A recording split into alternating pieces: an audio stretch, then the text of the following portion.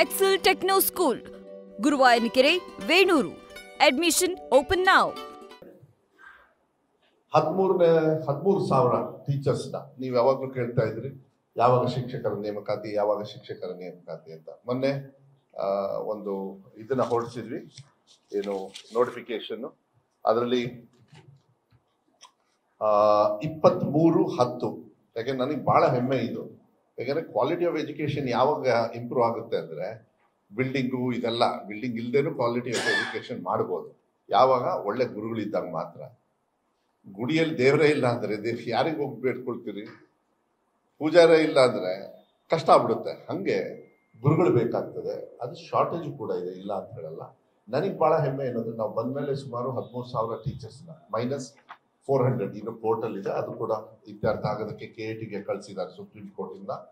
Plus ಇನ್ನೂ 13,000 PUC ಎಲ್ಲದು ಸೇರಿ ಟೀಚರ್ಸ್ನ ರಿಕ್ರೂಟ್ಮೆಂಟ್ನ ಯಾರು ಪಾಪ ಕಲಿತು ಇವತ್ತು ಅಪೇಕ್ಷೆನ ಪಡ್ತಾ ಇದ್ದಾರೆ, ಅವರು ಕಷ್ಟಪಟ್ಟು ಓದಿ ಕೆಲಸ ಬೇಕು ಅಂತ ಹೇಳಿ ಕಾಯ್ತಾ ಇದ್ದಾರೆ ಜನರಿಗೆ, ಅವ್ರಿಗೆ ನೋಟಿಫಿಕೇಶನ್ ಕಾಯಲೇ ಇಲ್ಲ.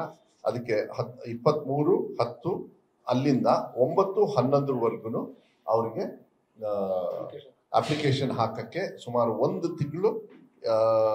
ತಿಂಗಳಲ್ಲ, ಒಂದು 15 ದಿವಸ ನಾವು ಸಮಯವನ್ನ ಕೊಡ್ತಾ ಇದ್ದೀವಿ. ಅದಾದ್ಮೇಲೆ ಈಗ ಕ್ವಶನ್ ಪೇಪರ್ಸ್ ಎಲ್ಲ ರೆಡಿ ಆಗುತ್ತೆ. 7ನೇ ತಾರೀಕು ಡಿಸೆಂಬರ್ ಎಕ್ಸಾಮ್ ಡೇಟು ಫಿಕ್ಸ್ ಆಗಿದೆ. ಪತ್ರಿಕೆ ಅದಾದ್ಮೇಲೆ ಪತ್ರಿಕೆ 2 ಅಂತ ಹೇಳಿ ಒಂದಿದೆ, ಭಾನುವಾರ. ಇದು ಎರಡು ಪತ್ರಿಕೆ ಬರುತ್ತೆ, ಬೆಳಗ್ಗೆ ಒಂದು, ಸಾಯಂಕಾಲ ಒಂದು. ಇದು ಫಾರ್ಮ್ TET ಅಂತಾರೆ, ಟೀಚರ್ ಎಂಟ್ರೆನ್ಸ್ ಟೆಸ್ಟ್ ಅಂತಾನೋ. CET ಬೇರೆ, ಅದಾದ್ಮೇಲೆ TET. ಇದು TET ಇಸ್ ಕಂಪಲ್ಸರಿ. TET ಮಾಡಿದ್ರೆ ಅಲ್ಲಿ ಕ್ವಾಲಿಫೈ ಆಗಬೇಕು. ಅದಾದ್ಮೇಲೆ CET. ಅದೇನು CET ಬಂದ್ಬಿಡುತ್ತೆ. ಅಷ್ಟರೊಳಗೇನೆ ನೀವು ಕೂಡ ಮಾಧ್ಯಮದಲ್ಲಿ ನೋಡಿರ್ಬೇಕು, ಕೆಲವು ಕೋರ್ಟ್ದು ಡೈರೆಕ್ಷನ್ಸ್ ತಗೊಳ್ಳಿ ಅಂತ ಹೇಳಿ. ಸೊ TETಗೆ ಕೋರ್ಟ್ದೆಲ್ಲ ಏನಿಲ್ಲ, ನಾವು TET ಮಾಡ್ಬಿಡ್ತೀವಿ. ಇನ್ನೊಂದು 2 ಮಂತ್ಸ್ ಒಳಗೆ, 1.5 ಮಂತ್ ಒಳಗೆ ನಮಗೆಲ್ಲ ಡೀಟೇಲ್ಸ್ ಬರುತ್ತೆ. ನಮ್ಮ ಟಾರ್ಗೆಟ್ ಏನು ಅಂದ್ರೆ, at least next teachers eligibility test, entrance test ಅಂತ ಹೇಳಿ ನಾನು ಎಲಿಜಿಬಿಲಿಟಿ. CET ಅದು ಬೇರೆ, ಎಂಟ್ರೆನ್ಸ್ ಟೆಸ್ಟ್ ಬೇರೆ. ಸೊ ಅವ್ರ ಕ್ವಾಲಿಫಿಕೇಶನ್ ಎಲಿಜಿಬಿಲಿಟಿಗೆ ಅದು ಬೇಕಾಗ್ತದೆ. ನಾವು ಹೆಂಗೆ PUCಗೆ ಇದಕ್ಕೆಲ್ಲ ಕೊಡೋದು, ಅದು ಕ್ವಾಲಿಟಿ ಆಫ್ ಎಜುಕೇಶನ್ ಅಲ್ಲೂ ಕೂಡ ಈಗ ಒಳ್ಳೆ ರೀತಿಯಲ್ಲಿ ನಾವು ಗುಣಮಟ್ಟನ, ಯಾಕಂದ್ರೆ ನಾವು ತುಂಬಾ KPS ಇದೆಲ್ಲದೂ ಕೂಡ ಓಪನ್ ಮಾಡೋದ್ರಿಂದ ಟೀಚರ್ಸ್ ಕೂಡ ಹ್ಯಾವ್ ಟು ಬಿ ಕ್ವಾಲಿಫೈಡ್. ಇಲ್ಲಾಂದ್ರೆ ಏನಾಗ್ತದೆ, ಮುಂದಿನ ಪೀಳಿಗೆಗೆ ಟೀಚರ್ಸ್ ಟ್ರೈನಿಂಗ್ ಮಾಡ್ಕಿಂತ ಕುತ್ಕೊಳ್ಳೋದಕ್ಕಾಗೋದಿಲ್ಲ. ಅವರು ಕೂಡ ಕಲ್ತ್ಬಿಟ್ಟು ಅವ್ರು ಮುಂದೆ ಬರಬೇಕಾದ ಆ ಥರ ಕ್ವಾಲಿಟಿ ಆಫ್ ಎಜುಕೇಶನ್ಗೆ ನಾವು ಹೆಚ್ಚಿನ ಒತ್ತನ್ನು ಕೊಡ್ತಕ್ಕಂಥದ್ದನ್ನ ಈ ನೋಟಿಫಿಕೇಶನ್ ಕೂಡ ಮೊನ್ನೆ ಹೊಡಿಸಿದ್ವಿ. ರಜದಲ್ಲೇ ಯಾಕೆ ಹೊಡಿಸಿದ್ವಿ ಅಂದ್ರೆ, ಸೊ ದಟ್ ಎಲ್ಲರೂ ಕುತ್ಕೊಂಡು ನೋಡಿ ಎಲ್ಲ ರೆಡಿಯಾಗಿ ಇನ್ಮೇಲೆ ಸ್ಟಾರ್ಟ್ ಮಾಡ್ಬಿಡ್ತಾರೆ. ತುಂಬಾ ಜನರು ಅದಕ್ಕೆ ಕಾಯ್ತಾ ಇದ್ದಾರೆ. ಅದನ್ನು ಕೂಡ ನಾವು ಮಾಡ್ತಕ್ಕಂಥ ವ್ಯವಸ್ಥೆಯನ್ನ ಆದಷ್ಟು ಬೇಗ ನಾವು ಮಾಡ್ತೀವಿ. ಅದ್ರ ಜೊತೆಗೆ ಅದನ್ನ ಈ TETಗೆ ಅದಕ್ಕೇನು ಇದ್ರೊಳಗೆ ಬಂದ್ಬಿಡುತ್ತೆ. ಅದನ್ನ ಈ ರ್ಯಾಷನಲೈಸಿಂಗ್ ಮಾಡೋದ್ರಿಂದ ನಾವು ಏನು ಟೀಚರ್ಸ್ದು ಮತ್ತೆ ಎಷ್ಟೊಂದು KPS ಅನೌನ್ಸ್ ಮಾಡಿದ್ರು, ಅದಕ್ಕೆ ನಾನು ಬರ್ತೀನಿ. ಅವಾಗ ಟೀಚರ್ಸ್ ವೇಸ್ಟ್ ಆಗ್ಬಿಡುತ್ತಾರೆ. ಪ್ರೈಮರಿ ಟೀಚರ್ಸ್ ಜಾಸ್ತಿ ಇದ್ದು, ಹೈಸ್ಕೂಲ್ ನಮಗೆ ತೊಂದರೆ ಇದೆ. ಹೈಸ್ಕೂಲು ಮತ್ತು PUCಯಲ್ಲಿ as it is we are having and special teachers. So ಎಲ್ಲಾ ಕೆಟಗರಿಗೂ ಇರೋದ್ರಲ್ಲೇ ನಾವು ಸಮಾನತೆಯನ್ನ ತರೋದಕ್ಕೆ, ರ್ಯಾಷನಲೈಸ್ ಮಾಡೋದಕ್ಕೆ ಹೊಸ ಕಮಿಷನರ್ ಬೇರೆ ಬಂದಿದ್ದಾರೆ, ವಿಕಾಸ್ ಅಂತ ಹೇಳಿ, ಕಿಶೋರ್ ವಿಕಾಸ್. ಅವರಿಗೆಲ್ಲ ಈಗ ಡೈರೆಕ್ಷನ್ಸ್ ಕೊಟ್ಟಿದ್ದೀನಿ. Tomorrow also we are working. ನಾಳೆ ನಾನು ಇವತ್ತು ವಾಪಸ್ ಹೋಗಿ, ನಾಳೆ whole day we are working, ಸ್ವಲ್ಪ ಸ್ಮಾಲ್ ಸ್ಟಾಫ್ ಅಲ್ಲಿ. ಯಾಕೆಂದ್ರೆ ಒಂದು ಬ್ಯಾಲೆನ್ಸಿಂಗ್ ಆಕ್ಟ್ ಮಾಡಬೇಕಾಗ್ತದೆ. ತೊಂದರೆ ಇನ್ನೂ ಇರ್ತದೆ. ಇನ್ನೊಂದು ನೆಕ್ಸ್ಟ್ ರಿಕ್ರೂಟ್ಮೆಂಟ್ಗೆ ನಾನು ಮಾನ್ಯ ಮುಖ್ಯಮಂತ್ರಿಗಳು ಹೇಳ್ಕೊಂಡಿದ್ದೀನಿ, ನೆಕ್ಸ್ಟ್ ಇಯರ್ ನನಗೆ ಕೊಟ್ಬಿಡಿ ಇನ್ನೊಂದು ಸ್ವಲ್ಪ ರಿಕ್ರೂಟ್ಮೆಂಟ್. ಆಯ್ತು, ನೋಡೋಣ, ಬಜೆಟ್ ಸಿಚುವೇಶನ್ ನೋಡ್ಕೊಂಡು ಮಾಡೋಣ. But I am very thankful. ನಾನು ನಿಜವಾಗ್ಲೂ ಮಾನ್ಯ ಮುಖ್ಯಮಂತ್ರಿಗಳಿಗೆ ಎಲ್ಲರ ಪರವಾಗಿ ನಾನು ಧನ್ಯವಾದಗಳನ್ನು ಹೇಳಲಿಕ್ಕೆ ಇಷ್ಟಪಡ್ತೀನಿ. ಹಿಂದೆ ಯಾರು ಟೀಕಾ ಟಿಪ್ಪಣಿಯನ್ನ ನನ್ನ ಇಲಾಖೆ ಇರ್ಬೋದು, ನನಗಿರ್ಬೋದು, ನಮ್ಮ ವ್ಯವಸ್ಥೆಗೆ ಮಾಡಿದ್ರು, ಅವ್ರಿಗೆಲ್ಲರಿಗೂ ಉತ್ತರ ಕೊಟ್ಟಿದ್ದಾರೆ ಸಿದ್ದರಾಮಯ್ಯ ಸಾಹೇಬರು, ನನ್ನ ಇಲಾಖೆ. ಯಾಕೆಂದ್ರೆ ಹಿಂದೆ 3 ವರ್ಷಕ್ಕೆ ಅವ್ರಿಗೆ ನಾಚಿಕೆ ಆಗಬೇಕು. ಬರೀ 4,700 ಚಿಲ್ಡ್ರನ್ ಅಷ್ಟೇ ಅವರು ಟೀಚರ್ ಕೊಟ್ಟಿದ್ದು. ಯಾಕೆ ಗುಣಮಟ್ಟ ಬೀಳುತ್ತೆ ಅಂದ್ರೆ, ಇದಕ್ಕೆ ಯಾಕೆ ಸರ್ಕಾರಿ ಶಾಲೆಯಲ್ಲಿ ಮಕ್ಕಳನ್ನ ಸೇರಿಸಲ್ಲ ಅಂದ್ರೆ, ನೀವು ಎಡಿಟರ್ಸ್ ಎಲ್ಲ ರಿಪೋರ್ಟ್ಸ್ ಇಲ್ಲ ಅಂದ್ರೆ ಎಡಿಟರ್ಸ್ ಏನ್ ಮಾಡ್ತಾರೆ? ನೀವು ರಿಪೋರ್ಟರ್ಸ್ ಬೇಕಾನೆ, ಎಡಿಟರ್ ಎಲ್ಲಿ ಮಾಡ್ತಾನೆ? ಅವ್ನು ಬೆಂಗಳೂರಲ್ಲಿ ಕುತ್ಕೊಂಡಿರ್ತಾನೆ. ನೀವು ಬರೆದ್ರೆ ತಾನೆ ಆಮೇಲೆ ಅವ್ರ ಕೆಲಸ ಅವ್ರು ಮಾಡೋದು. ಹಂಗೆ ಟೀಚರ್ಸ್ ಇದ್ರೆ ತಾನೇ ನನ್ನ ಶಾಲೆಗೆ ಮಕ್ಕಳು ಬರೋದು. ಇವ್ರು ರಿಕ್ರೂಟ್ಮೆಂಟೇ ಮಾಡಿಲ್ಲ. ಗೆಸ್ಟ್ ಟೀಚರ್ಸ್ ಹೆಂಗೆ ಕೊಡೋರು? 5,000 10,000 ನಾನೇ ಇದ್ದೆ JDS ಅಲ್ಲಿ ಮುಂಚೆ ಎಲ್ಲ. ಆಮೇಲಂತೂ ಇವ್ರು ಗೆಸ್ಟ್ ಟೀಚರ್ಸ್ಗೂ ಕಮ್ಮಿ ಮಾಡೋದು. ನಾವು ಒನ್ ಶಾರ್ಟ್ ಅಲ್ಲಿ ಗೆಸ್ಟ್ ಟೀಚರ್, ನಾನು ಎಷ್ಟೊಂದು ಸತಿ ಹೇಳಿದ್ದೀನಿ ನಿಮಗೆ, guest teachers are not permanent solution but need of the hour. ಈಗ ಇನ್ನೇನು ಗತಿ ಇಲ್ಲ ನಮಗೆ. 51,000 ಟೀಚರ್ಸ್ನ ನಾನು ಗೆಸ್ಟ್ ಟೀಚರ್ಸ್ ತಗೊಂಡು ಕೊಟ್ಟನಲ್ಲ, ಮಕ್ಕಳಿಗೇನು ತೊಂದರೆ ಇಲ್ಲಲ್ಲ. 2ನೇ ಎಕ್ಸಾಮು 3ನೇ ಎಕ್ಸಾಮು ಎಲ್ಲ ಸೇರಿ ಇವಾಗ 79 ಆಲ್ಮೋಸ್ಟ್ 80% ಪಾಸ್ ಆದ್ರಲ್ಲ. ಹಿಂಗೆ ಪಾಸ್ ಆದ್ರು ಅವರು?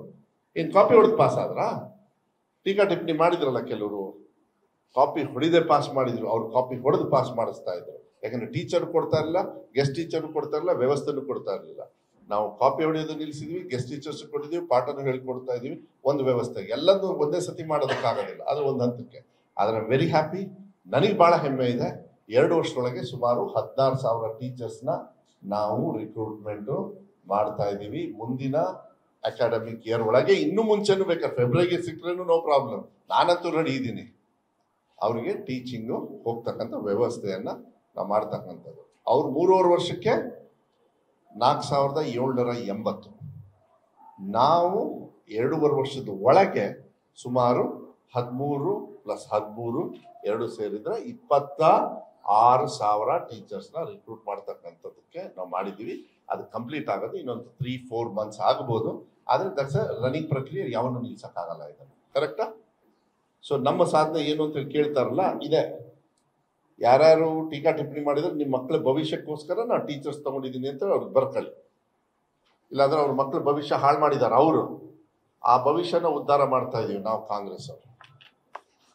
ಅದ್ರ ಜೊತೆಗೆ ಏಡೆಡ್ ಶಾಲೆ, ಅದು ಇನ್ನೊಂದು ನೋಟಿಫಿಕೇಶನ್ ಈಗ ಕೊಡಿಸ್ತೀವಿ. ದಟ್ ಈಸ್ ಫಾರ್ ಏಡೆಡ್ ಶಾಲೆಗಳಿಗೆ. ಅವರು ಕೂಡ ಸುಮಾರು ಐ ಥಿಂಕ್ 6,000 ಒಳಗೆ ಬರುತ್ತೆ. 2016ರಿಂದ 2020ವರೆಗೂ ಟೀಚರ್ಸ್ ರಿಕ್ರೂಟ್ಮೆಂಟ್ಗೆ ಬಜೆಟ್ ಓಕೆ ಮಾಡಿದೆ. ಅದನ್ನು ಕೂಡ ತಗೊಳ್ತಕ್ಕಂಥ ವ್ಯವಸ್ಥೆಯನ್ನು. ಮತ್ತು ಈ 13,000ದಲ್ಲಿ PUC ಒಂದು 800-900, ಮತ್ತು ಕಲ್ಯಾಣ ಕರ್ನಾಟಕ ಭಾಗ 500 ಹಚ್ಚಿದ್ರೆ ಅಲ್ಲಿರೋದು 80% ತಗೊಳ್ಳೇಬೇಕು ಅಂತ ಹೇಳಿದ್ದಾರೆ. ಇನ್ನು 5,000 ಇಡೀ ರಾಜ್ಯದಲ್ಲಿ ಅವ್ರು ಎಲ್ಲಿ ಬೇಕಾದ್ರೆ ತಗೊಳ್ತಕ್ಕಂಥ ವ್ಯವಸ್ಥೆಯನ್ನು ಕೂಡ ನಾವು ಮಾಡ್ತೀವಿ. ಅದ್ರ ಜೊತೆಗೆ ಈ 4 ತಗೋಬೇಕು. ಈ ಓಕೆ 4 ನೆಕ್ಸ್ಟು ಈಗ KPS ಶಾಲೆಗಳು ಕರ್ನಾಟಕ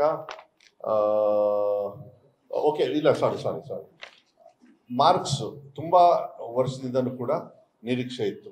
ಯಾಕೆಂದ್ರೆ ಇಡೀ ದೇಶದೊಳಗೆ ಎಲ್ಲ ಕಡೆನೂ ಕೂಡ 33%. ನೀವು ಸುಮಾರು ಸತಿ ನನಗೆ ಕೇಳಿದ್ರಿ ಯಾವಾಗ ನೀವೇನಾದ್ರು ತೀರ್ಮಾನ ಮಾಡಿದ್ರೆ, ಚರ್ಚೆ ಆದಾಗ ನಾನು ಹೇಳಿದ್ದೆ ನಿಮಗೆ ಅದನ್ನ ಆದಷ್ಟು ಬೇಗ ನಾವು ತೀರ್ಮಾನ ಮಾಡ್ತೀವಿ. ನಾನು ಏನು ಮಾಡಿದೆ, ಏನೇ ಎಜುಕೇಷನ್ ಡಿಪಾರ್ಟ್ಮೆಂಟಲ್ಲಿ ನೀವು ಕೇಳಿದ್ರೆ ಭಾಳ ಸೆನ್ಸಿಟಿವ್, ಎಲ್ಲರದ್ದು ಕ್ರೋಢೀಕರಿಸ್ಬೇಕು. ಆಸ್ ಅ ಮಿನಿಸ್ಟರ್ ಒಬ್ಬರು ತಗೊಳಕ್ಕಾಗೋದಿಲ್ಲ, ಕ್ರೋಢೀಕರಿಸಿ ಇದನ್ನ ಡಿಸಿಷನ್ ತಗೊಳ್ಬೇಕಾಗತ್ತೆ. ನಾವು ಇದನ್ನ ಪಬ್ಲಿಕ್ ಒಪಿನಿಯನ್ಗೆ ಹಾಕಿದ್ವಿ. ನಾವು ಪಬ್ಲಿಕ್ ಒಪಿನಿಯನ್ ಅಲ್ಲಿ, ಅದು ಮೊನ್ನೆ ನಾನು ಪ್ರೆಸ್ಸಲ್ಲಿ ಹೇಳಿದ್ದೀನಿ, ಮೋಸ್ಟ್ಲಿ ನಿಮಗೆ ಗೊತ್ತಿರುತ್ತೆ ಅಂತ ಹೇಳಿ ಭಾವಿಸ್ತೀನಿ. ಪಬ್ಲಿಕ್ ಒಪಿನಿಯನ್ ಅಲ್ಲಿ 33 ಪಾಸಿಂಗ್ ಮಾರ್ಕ್ಸ್ ಪರವಾಗಿ, 708 ಪರವಾಗಿ ಬಂದಿತ್ತು. 708 ಪತ್ರಗಳು ಬಂದು ಮಂಜಣ್ಣವರು. 35 ಮಾರ್ಕ್ಸ್ ಪರವಾಗಿ ಬರೀ 8 ಬಂತು. ಬರೀ 8. ಸೊ ನಿಮಗೆ ಅಲ್ಲಿಗೆ ಏನು ನಾವು ಸೆಲೆಕ್ಟ್ ಮಾಡಬೇಕು ಅಂತ ಹೇಳಿ ಗೊತ್ತಾಯ್ತು, ಅದನ್ನೇ ನಾವು ಘೋಷಣೆ ಮಾಡಿದ್ವಿ. ಸೊ ಇನ್ನು ಮುಂದೆ 33% is the average passing marks. ಇನ್ನು ಡೀಟೇಲ್ಸ್ ಎಲ್ಲ ಅದರೊಳಗೆ ಇದೆ. ಅಗ್ರಿಗೇಟ್ 208, ಅದರೊಳಗೆ 30 ಇದ್ರೆ ಅದೆಲ್ಲ ಇದೆ. ನಾನು ಚರ್ಚೆ ಮಾಡಕ್ಕೆ ಹೋಗೋದಿಲ್ಲ, ಯಾಕಂದ್ರೆ ಅದು ಇಂಪಾರ್ಟೆನ್ಸ್ ಮತ್ತು ಬೇರೆ ಕಡೆ ಕೊಟ್ಟೋಗುತ್ತೆ. ನ್ಯೂಸ್ ಫಸ್ಟ್, ನಿರ್ಭೀತಿಯಿಂದ ನಿಮ್ಮ ಪರವಾಗಿ.